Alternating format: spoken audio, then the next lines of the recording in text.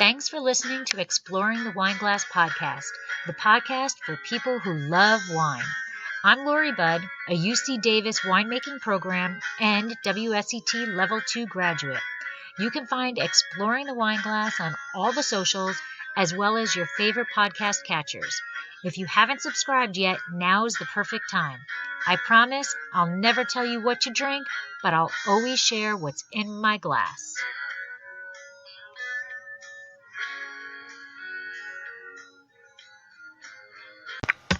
Hey everyone, thanks for tuning in to another episode of Exploring the Wine Glass. Today, it is all about Nebbiolo. I had the honor to attend the BBWO 2020 in New York City in February, with over 200 wineries present. The event was hosted by the Conzorzio di Tutela Barolo, Barbaresco Alba Langhe e Dogliani, which has been protecting and promoting the identity of their wines since 1934. The event included both Barolo and Barbaresco, and although both are made with 100% Nebbiolo, they are named after their distinct regions in Piedmont, Italy. When tasting Nebbiolo, you can expect a wine that is full of aromatics, including florals, cherries, and dark berries, along with flavors of earth, forest floor, and dark fruits. The tannins are high as well as the acidity, but are balanced so well that you can't help but crave the next sip. Join in today and learn about the regions, soils, and the regulations of the geographical definitions as explained by Alessandro Masnaghetti. Sláinte!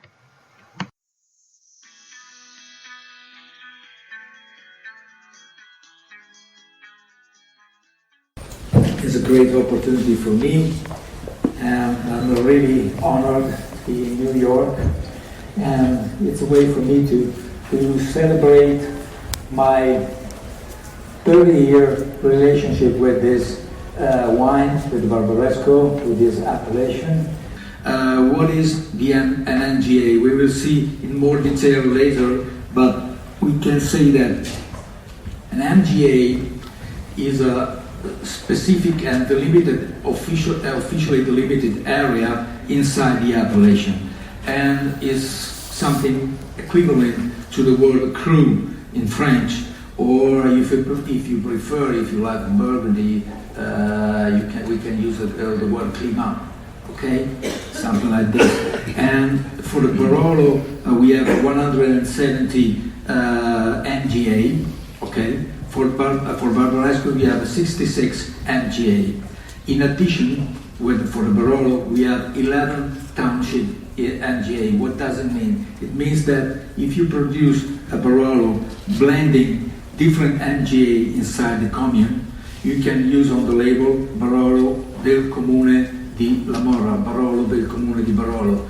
It means that this Barolo comes from the commune of Barolo, comes from the commune of Lamora. To give you an example, if you know the region, if you blend, for example, Brunate, Cerrecchio, and La Serra, you can call your Barolo from del Comune di Lamora. This is not allowed for the Barbaresco, okay? So for the Barbaresco, you have only 66 MGA, single vineyard MGA. To the Barbaresco, first of all, I know that for some of you it's quite obvious, but it's important every time to repeat that we are in Italy, we are in Piedmont, so in the northwest part of Italy, and in particular we are here in the region of what happened? Oh, okay, sorry. Okay, we are in the southern part of Piedmont, near the village, near the township of Alba. That is, we can consider Alba as the capital of the region, so of Roero and Langhe. Here you have a closer view of the region, and again you have all around. You have the Alps. Okay, so you have the mountains that can reach up to 4,000 meters, like Monte Bianco or Monte Rosa. And in the southern part, you have the sea, the Mediterranean Sea, and in this part, you have the boundary with France, so Côte d'Azur. just to give you an idea. And the upper part there, you have the region that I'm quite sure that many among you knows perfectly that is Alto Piemonte, okay, is up there. We have no time to talk about Alto Piemonte. This is another very nice region for Nebbiolo, with completely different kind of soils. Going to our region, so we have two reference points to keep in mind. The first one is the town of Alba, right in the middle, okay, and the Tanaro River that flows in this direction, okay, from south to north. And why it is important, the Tanaro River? Because flowing toward the north, it creates two different banks, like in Bordeaux, you know, right bank and the left bank. The left bank is known as Roero, okay? That is good quality Nebbiolo with a different style compared to the southern part, so more ready to drink wine, less color, more flavor, and it's a very nice region, and is characterized by younger soil compared to the southern part. The southern part in yellow is called Langhe, okay? It's important. Sometimes last week a man in Alba asked me about the difference between Langhe and Langa. It's the same. So the Langhe is the Italian word to identify this region. Langa is the word usually used by the local people, the people who lives there. Okay, so Langa and Langhe is exactly the same. But please do not confuse Langa and Alta Langa. Okay, I know we are Italian, we are a little bit complicated. Anyway, Alta Langa is an appellation, so it's something completely different. Alta Langa is a very large region, is something like that. Okay, so it's an appellation and it's completely different. So going back to the Langhe, we are on the right bank of the Tanaro River. The two main appellations are Barolo, that we will talk about this afternoon, and the Barbaresco. Barbaresco is to the northeast of Alba, and Barolo to the southwest. Here, as we will see, we have different soil, always of sedimentary, of marine origin, but older as age, okay? And quite a little bit more complex compared to the Roero. And in a general way, we can say that in this part of Langhe, the Nebbiolo has more structure, need more time to develop and to grow in quality. So it needs more time in barrel and more time in bottle compared to the Roero wines.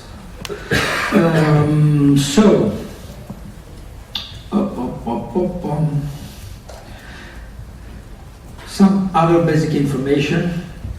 You can find all this information, this main information in the orange map that you can find at the entrance, I suppose.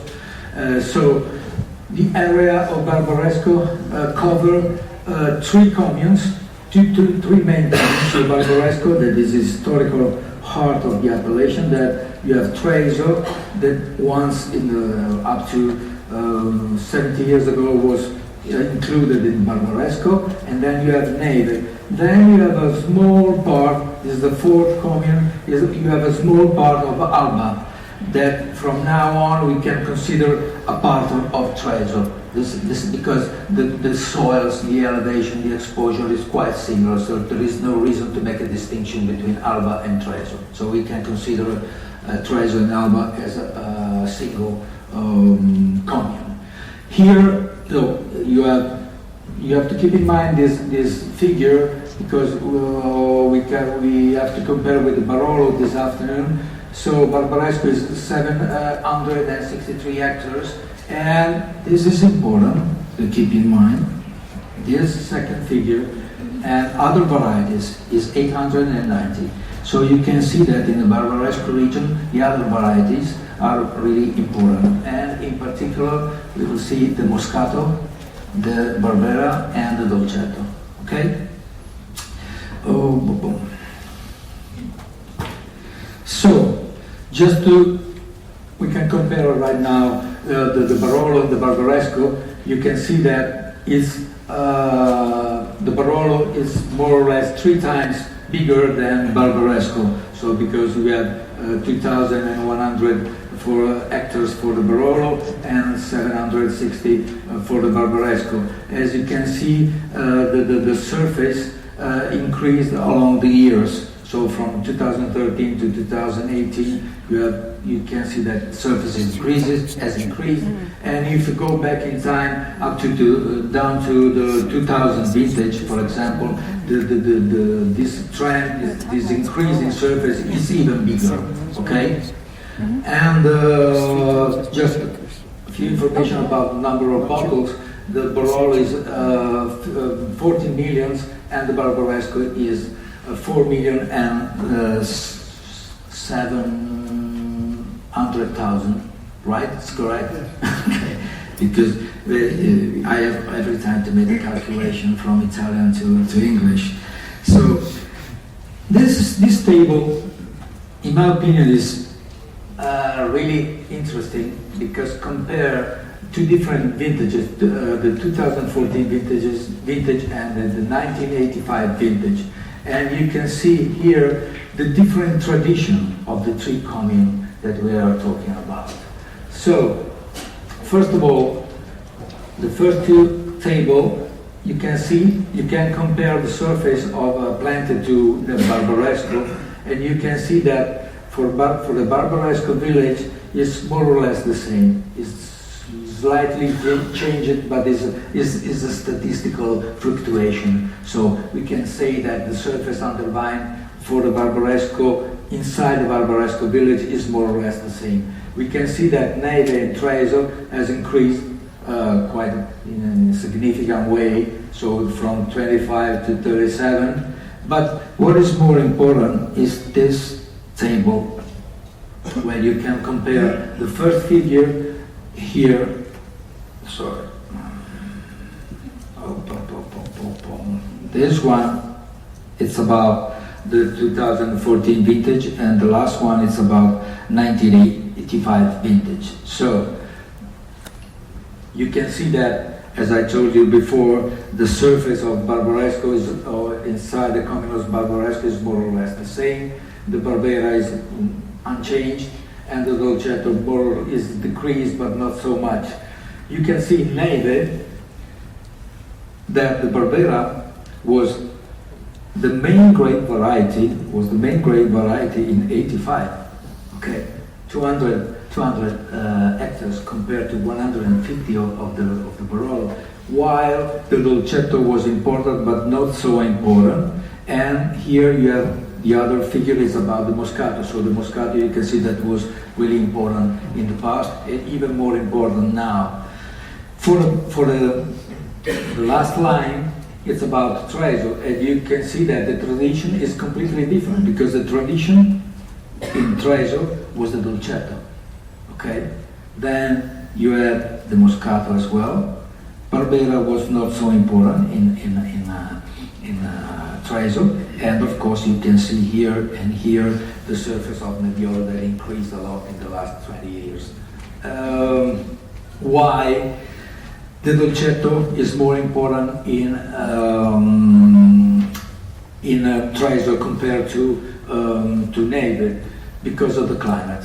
We can say that in the highest part of the commune, the climate is cooler compared to Neve and the lower part of Neve. So in the lower part of Neve, the tradition is Barbera, and in the upper part of Treso, the tradition is Dolcetto and Moscato. So,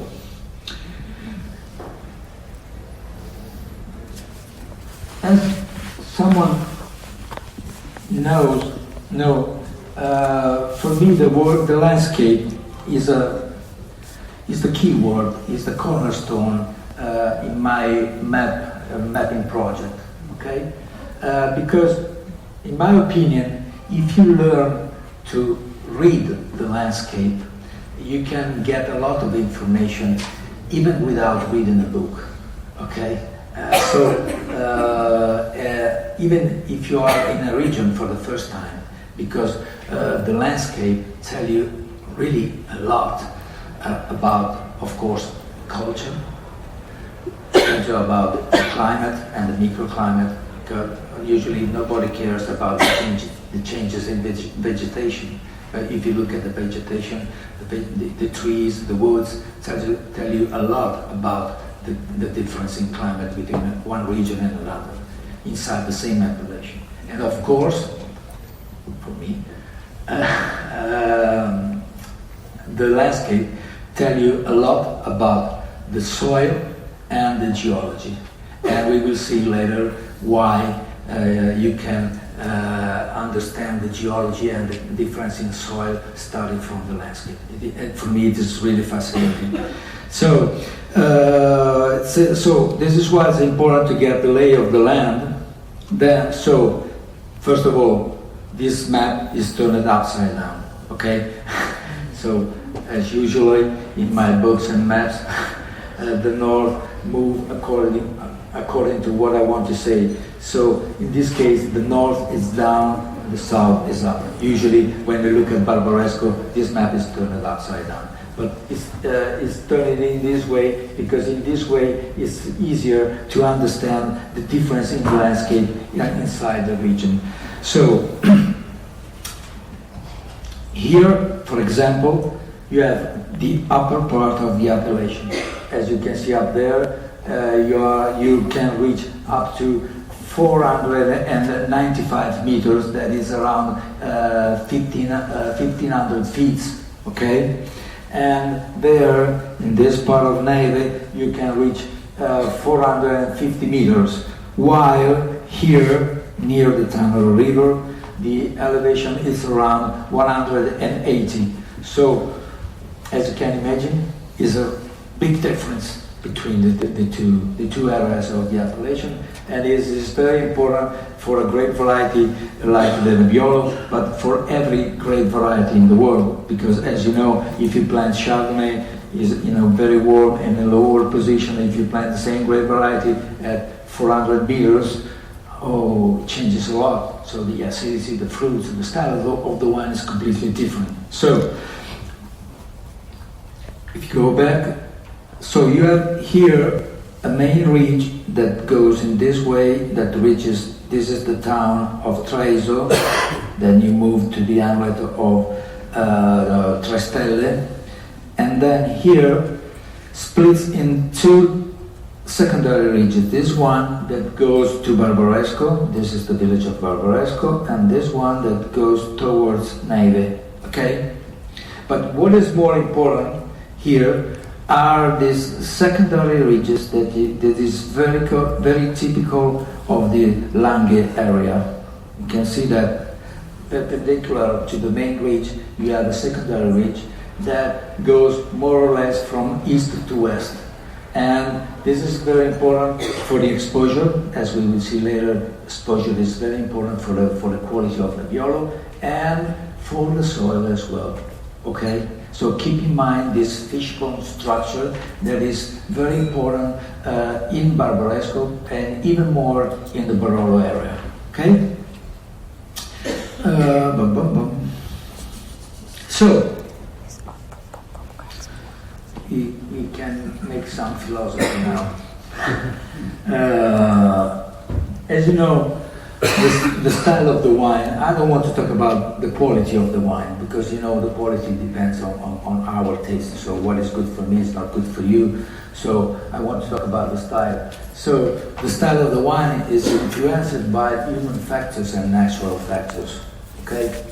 Among the human factors, I've listed the clone, the roost of the hills, not the training system, because in this area, in the Langhe area, in Rovero as well, everybody used the Guyot as a training system.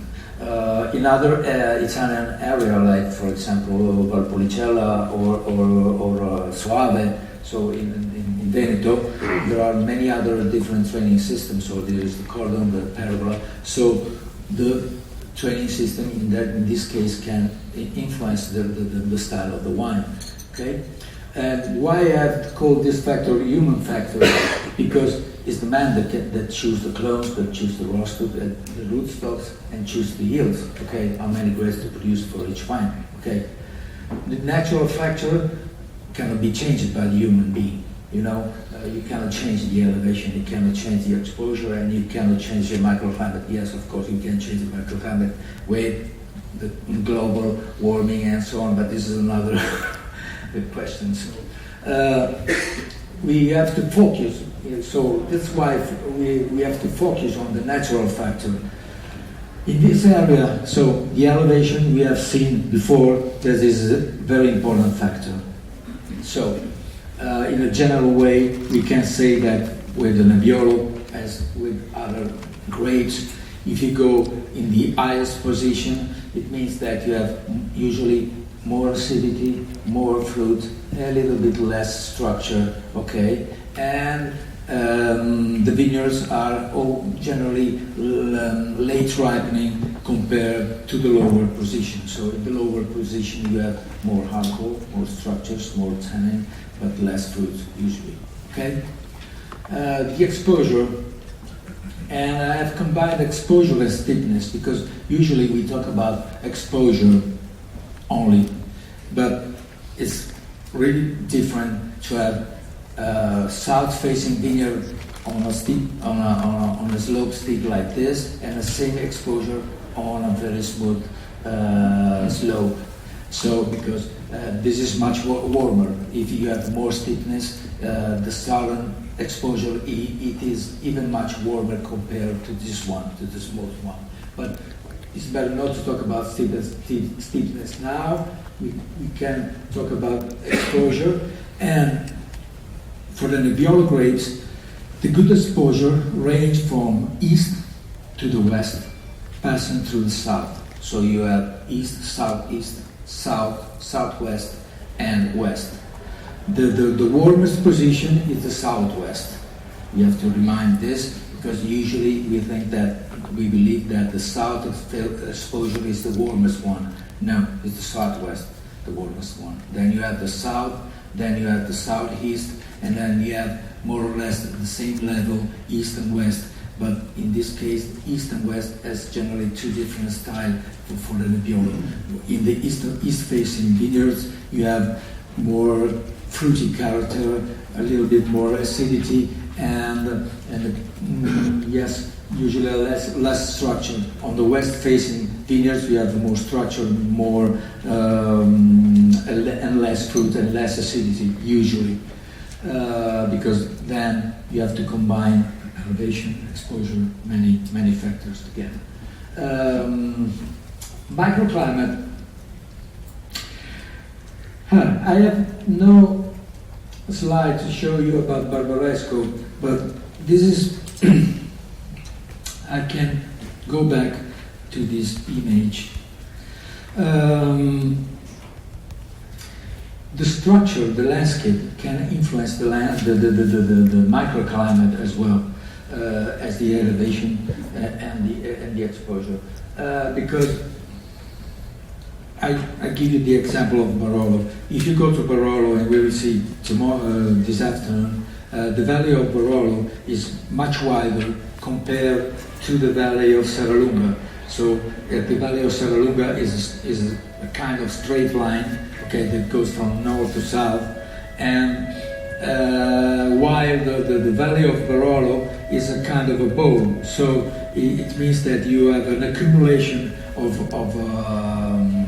radiation, so it is much warmer compared to the valley of Serralunga, that is much more windy and cooler, of course, in climate. And this is why the landscape and the natural factor can influence, of course, the landscape, or the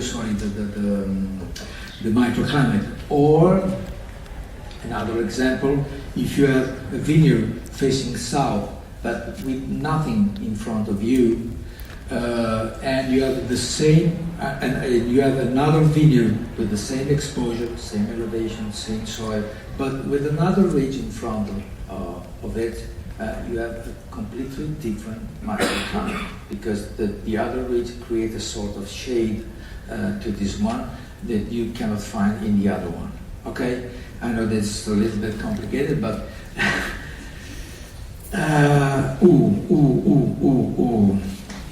the soil. Everybody wanted to talk about soils, because every time they believe that soil is the only answer for the style of the wine and the quality as well. In my opinion, it's only one of the four parameters that we have seen up to now. Of course, in some region, like Bordeaux, the change in elevation is not significant. If maybe the highest point is Col d'Estournel, that compared to the river is 30 meters higher. No, and the exposure, yes, in the Saint-Estèphe region could be important, but if you go to Pauillac, Saint-Julien, Margaux, the exposure is not so important. So that's why the soil becomes really, really important. It's so relevant. It's 90% of the quality and the style of the wine. Here, as you have seen, you have big changes in elevation, you have big changes in exposure, and you have changes in soil and microclimate as well. So, in my opinion, all these four factors has the same impact on the style and the quality of the wine. And say that, this is nice. This is not about. I have only this one. Sorry. It's not about Barbaresco, but it's just to give you an idea of the influence of the exposure. This is a picture taken a few days after a snowfall. So you can see that the warmest position are those where there is no more snow. Okay, here, okay. And again, you can see perfectly this fishbone structure that I told you before, okay? This secondary ridges that goes that way compared to the main ridge that is up there. And just to give you an idea that the exposure, like the soil, is not the only answer for the quality and the style of the wine. If you look here, you have the Arione vineyard. We are in Barolo, I remember, not in Barbaresco, and so you can see that is a warm position, but there is no more snow. But if you look here, this snowy MGA is the Francia region that many of you know for the wine that comes from this MGA, that is Barolo, is Monfortino from Giovanni Conterno, from Roberto Conterno. So if you can see that is a cooler position compared to the Arione, but everybody knows that Francia is a Grand Cru. Okay, so that's why I repeat, you have to combine to reach the answer. You have to combine all these different factors. The soil. This is a little bit more complicated. First of all, it's quite usual for everybody, for me too at the beginning, try to understand something about a region. I bought some geological map, okay, and to see the difference between one hill and another. But we have to keep in mind every time that, first of all, a geological map is made by a geologist for geologists. Okay, so nobody cares about viticulture. Okay, so what does it mean? It means that, for example, in this region where we have soils of a marine origin, the geologist to look for the boundary between one formation, one era, and another, goes in the vineyard looking for the fossils, okay? And if you find a kind of fossil here and another kind of fossil in 5 meters, that belongs to another era. For the geologist, there is a boundary. The boundary between the two formations is right in the middle. Okay. But from the viticultural point of view, this boundary could be without any, and it could be not significant, because the characteristic of the soils is exactly the same, or nearly the same. So this is important to keep in mind. And the second thing that you have to keep in mind is that a geological map tells you about what you can find in the deepest layer of the terrain, not the upper part. This is why it's important to make this distinction, and this distinction between the soil and the subsoil. Okay, the soil is where you can find the 80% of the roots of the vine. Okay, and only a small percentage of the roots goes down to the subsoil. Okay, this is why it's important to remember that a geological map only talks about this layer that is called parent rock as well. Subsoil, parent rock, sometimes bedrock is the same thing. So for us, it's important in a region like Barbaresco and Barolo to deal about the soil, because the soil is generated by the chemical physical alteration of the underlying formation. And so this alteration can take place in different ways. For example, and this is why we can distinguish between younger soils and evoluted soils. The younger soils are created by continuous erosive action of the agents. So this is the younger soil are those soils that are more similar to the original formation, so nearest to the geological composition of the parent rock. The evoluted soil are typical of the hillside of lesser steepness, so the smooth slopes of certain hill. So there is more accumulation. And the chemical physical alteration is more vigorous, and this kind of soil can become very different from the original parent rock that you can find in the subsoil. So I repeat, it's very, very, very important to keep in mind the difference between soil and subsoil.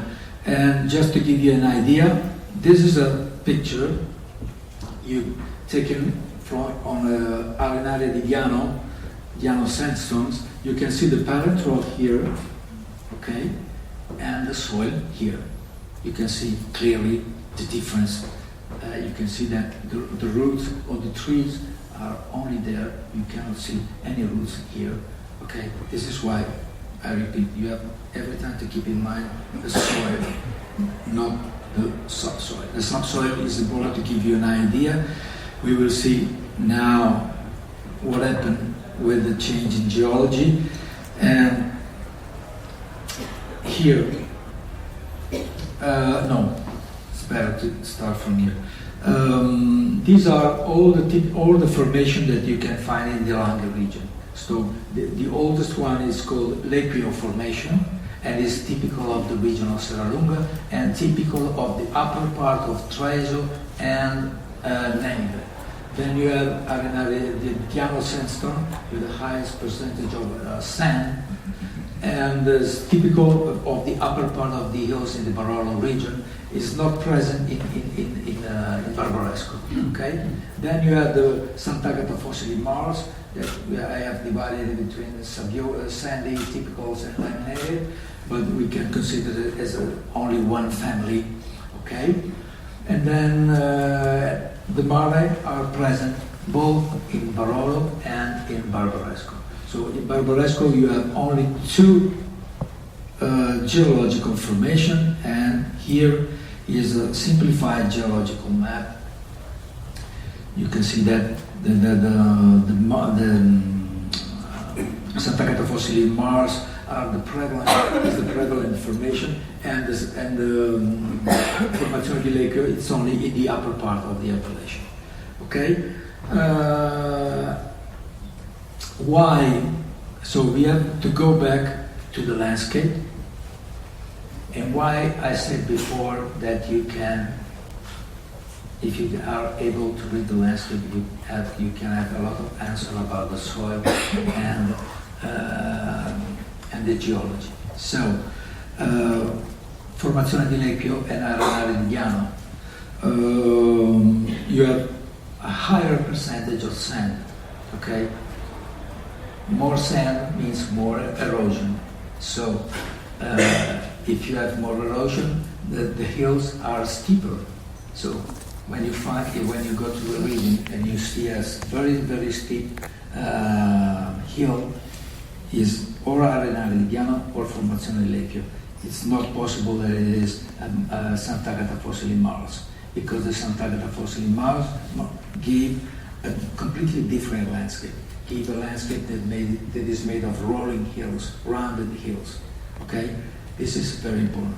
Then you have to keep in mind again the fishbone structure that I told you before.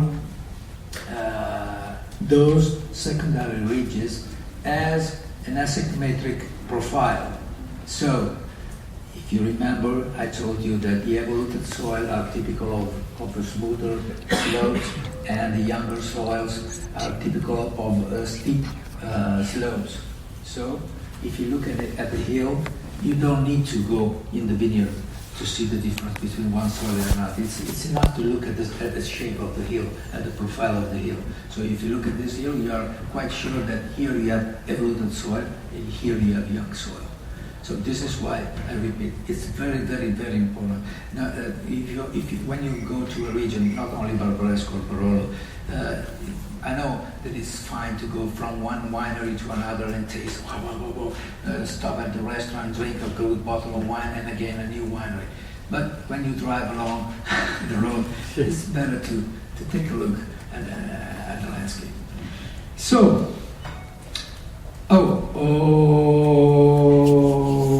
you have to go back a little while. Always about the soil. I told you, these are the basic information, is the soil in this area and the subsoil are of marine origin and sedimentary soil. Okay, so the sedimentation process took place over millions of years.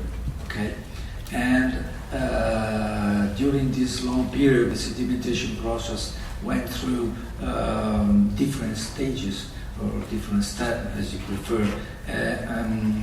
To each of this step or stage, we can associate a group of layer, okay, of the sedimentation layer, and each of these layers are called formation. Okay, I didn't tell you before, but I tell you now. Okay, what is a formation? What a formation is? Okay, and the other thing that is important to keep in mind is that all these layer, okay, at a certain period start to sink towards northwest. This is why the deepest layer, the deepest formation came to the surface, okay? And this is why we will see this afternoon the order of the formation in the Barolo area and in the Langhe area goes from the oldest to the east, to the younger to the west, because all the layers go in this way toward northwest direction, sinking in the northwest direction. And now, a word from our sponsor. Looking to be in the know about Dracaena wines? Want to know when we release our new wines? Find out about all of our accolades and get some behind-the-scenes information? Well, all you need to do is sign up for our newsletter. There is no commitment necessary, and I promise you we won't spam your mailbox with loads of messages. Need another reason to sign up? Quite possibly the best reason? You will immediately get a code for a special discount on all of our wines and be privy to newsletter-only specials. Let Dracaena Wines turn your moments into great memories. Sign up simply by heading to our website, dracaenawines.com, and fill out the pop-up or sidebar. It will take less than a minute of your time, but the rewards will last forever.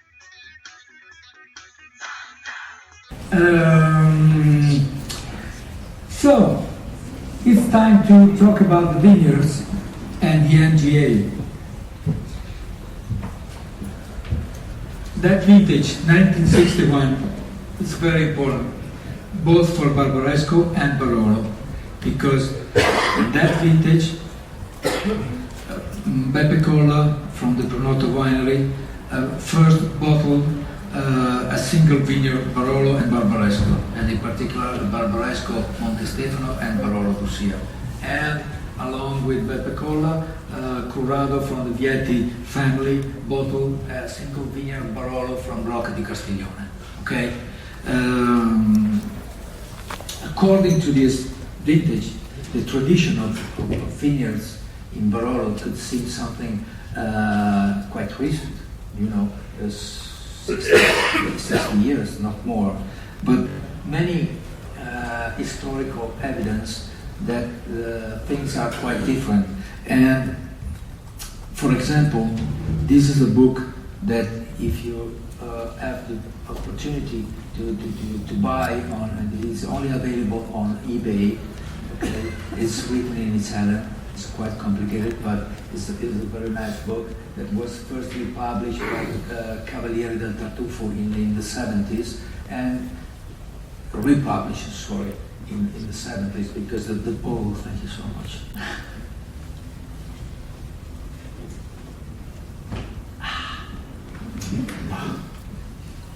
Because the first edition was of 1979. Okay? And as you can see in this table that is taken from the book, the original table is written by hand. Okay, so I prefer to do in my book. I made this table in a printed version. So he created for each of the main areas inside the province of Cuneo, so Barolo, Barbaresco, Moscato, and Roero, this table with the place name, okay, the township, okay, and another column where you can find a note that is called posizione scelta. It means a good position. So it's a sort of classification, okay. This is very important because it explains that even at that time, the position of the vineyard, the exposure of the vineyard was very important for the market. So you could ask, but why they have waited up until 1961 to put the name of the vineyard on the label? The answer is quite simple, because at that time the market of the wines of Barolo and Barbaresco was in the hand of the big sellers like Franco Fiorina, Pronoto, Pio Cesare, and Bonardi and some others. And for them it was not important to put in evidence the name of the vineyards, but the main problem was to produce a good wine and a brand wine. So a wine with the style of the winery, and that's all. So the best way was to blend different vineyard from the different area. But at the same time, the people that were charged to buy the grapes for this winery knew perfectly at that time where the good vineyards were. And I am talking about Bruno Giacosa, Gigi Rosso, and Beppe Colla as well, and many other people. Because we have to remember always that Bruno Giacosa, this famous wine producer, before opening its own cellar, was a grape buyer for Darsano, that was another big seller of the region. Okay, this is why he knew perfectly where the great vineyards were, and this is why he has bottled Arione, he has bottled Santo Stefano di Neve, he has bottled Vigna Rionda, and then he bought Falletto, and he bought vineyards in Asili, because he knew perfectly, historically, where the great vineyards were. Okay? So another, you have to keep in mind another, for Barbaresco, there is another name that is important, is Dogliani Cavazza. That was, wow, the founder of the local ethnological school in Alba, and the founder, with some other people, of the Cantina Sociale di Barbaresco in 1894. Okay, we have no historical documents about this, but we know for certain that at that time the grapes were paid according to the exposure of the vineyards. Okay, so the warmest position was paid much more than the cooler position. So again, in the tradition of the people of the Langhe, the idea of the exposure of the good vineyards was well eradicated. Okay? Here, just to give you an idea, because the classification made by Lorenzo Fattini was followed, but is a journalistic classification. I don't know if you know Luigi Veronelli. This was a very, very famous wine journalist in Italy. It was the father of all of us wine journalists of Italy, and this is a classification that was made in 1969 in his book that was called Catalogo Bolaffi dei Vini d'Italia, and you can see outstanding crus, excellent crus, fine crus. We have no time to check one by one all these crus, but it's very nice to see how a classification can change during the time, because each classification must be put in the context. So what is good today for us, it was not good maybe for our parents or grandfather. Okay, of course, Asili is always outstanding. Pora is always outstanding. Rombone now is new by the local people as a very good vineyard, but among the wine lovers and wine sellers, Rombone is not so important, no? And so on. So, this is for the wine geek. This is for a wine geek. I'm a wine geek too. That's why I've made this tip. You can find this. You can find this 2 tables in my Barbaresco MGA book. It's no more available, but somebody can find some copy. And that summarize for each of the MGA the first vintage where this MGA was for first bottle as a single vineyard. So you can see that Albesani was first bottle as a single vineyard in 1964. You have the Cazot, less known vineyards. Nobody knows about Cazot, but it was one of the first vineyards to be bottled as a single vineyard. And here you have really the story of each MGA of the appellation. So we have to come back to the MGA. What happened along the years? Starting from 1961, more and more, as you can see from this table, more and more wineries start to bottle the wines as single vineyard. Okay, so at the beginning of the 90s, people start to be aware that a sort of regulation was necessary. Okay, so in that time, a delimitation process started and ended in 2007. Sorry, because in 2007, from this vintage, were officially introduced what we have called at the beginning MGA, or Menzioni Geographica Aggiuntiva, that, I repeat, are specific, officially delimited areas inside the appellation, inside the Barbaresco, inside the Barolo. The number, I repeat, is 66 for the Barolo. And what is important, I told you about the classification, but the classification was in the past. now there is no official classification of the MGA. So what does it mean? It means that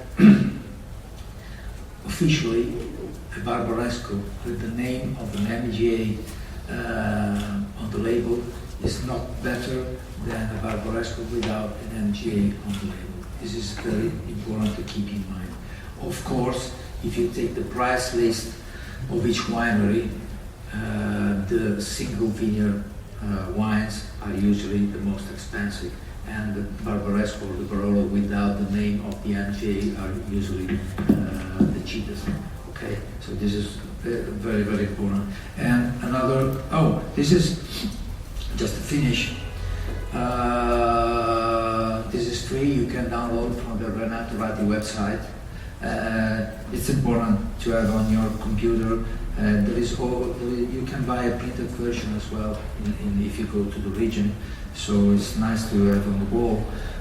And this is the map made by Renato Ratti in 1984, and it shows you what were considered at that time the most important vineyards of the area. So we have Montefico, Montestefano, Secondine, Bora, Rabaia. In this case, compared to the classification of Luigi Veronelli, we can say that this classification is much more close to what we consider the top cruise of the appellation compared to the classification made by Luigi Veronelli.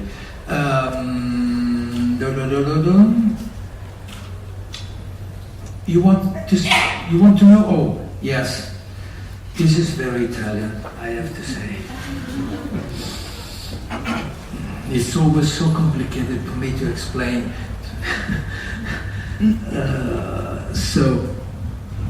Because you have 66 MGA, okay? Then you can use on the label the name of the vineyard as well. So your eyes were terrorized and were scared. So the best example is this one. Is Santo Stefano. So Santo Stefano is a vineyard and is included in the Albesani MGA. Okay, so if you have asked the region, the officer of the region to recognize your vineyard at the limited area inside the MGA, you can use the name of this vineyard on the label. In which way? Barbaresco, then you have the name of the MGA, that is Albesani, and then you have the name of the vineyards. So, Vigna Santo Stefano, Barbaresco, Albesani, Vigna Santo Stefano. Or, if you go to Barbaresco, Gaillon or Cambros. Okay, so you can, for the Cisalzinari winery, you have Barbaresco, Martinenga, Vigna Gaillon, or Vigna Cambros. Okay?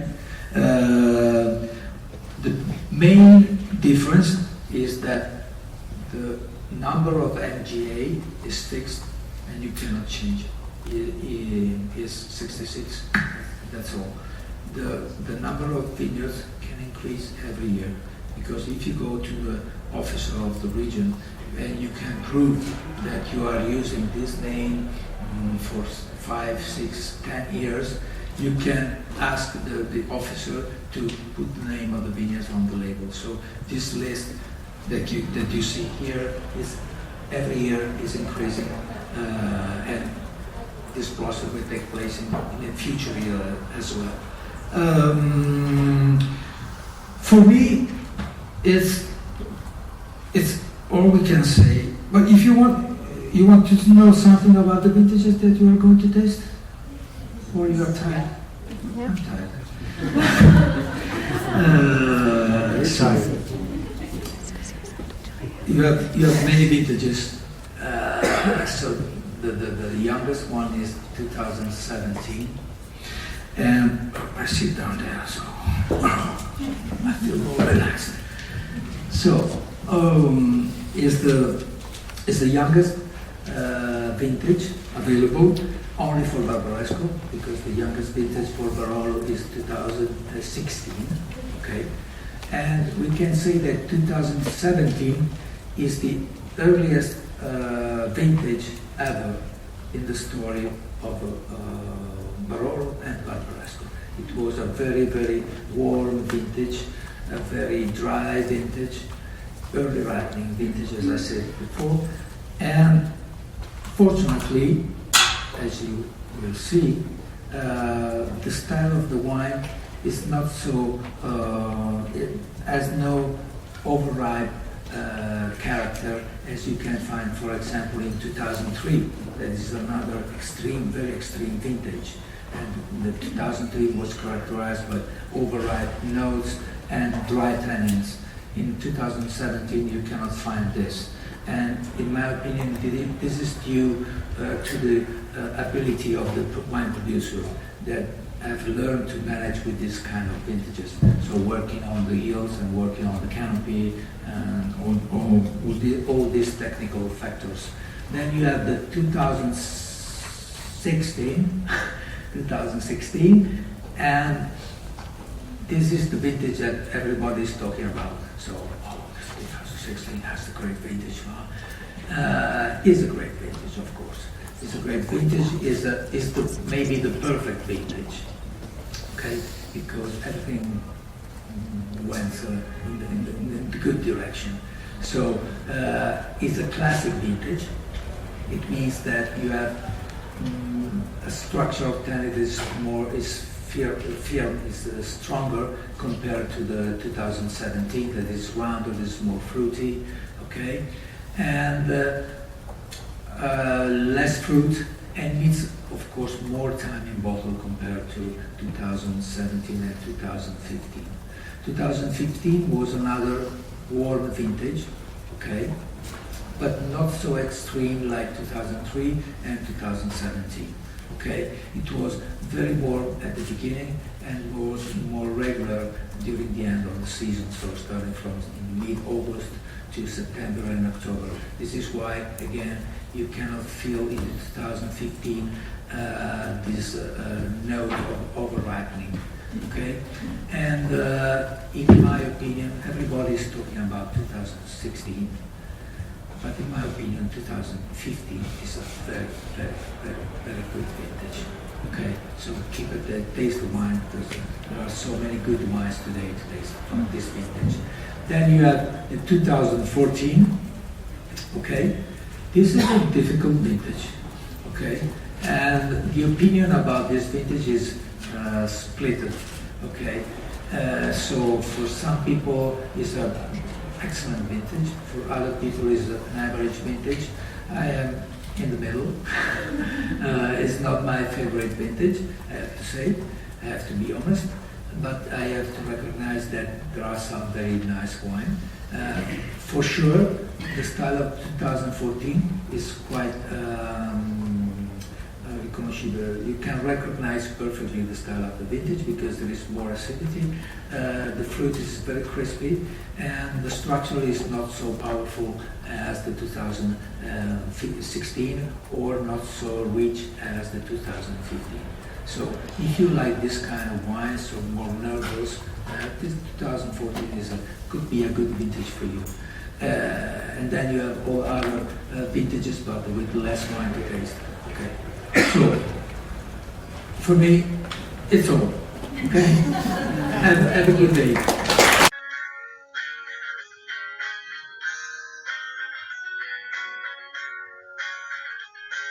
This has been another episode of Exploring the Wine Glass. Thanks for listening.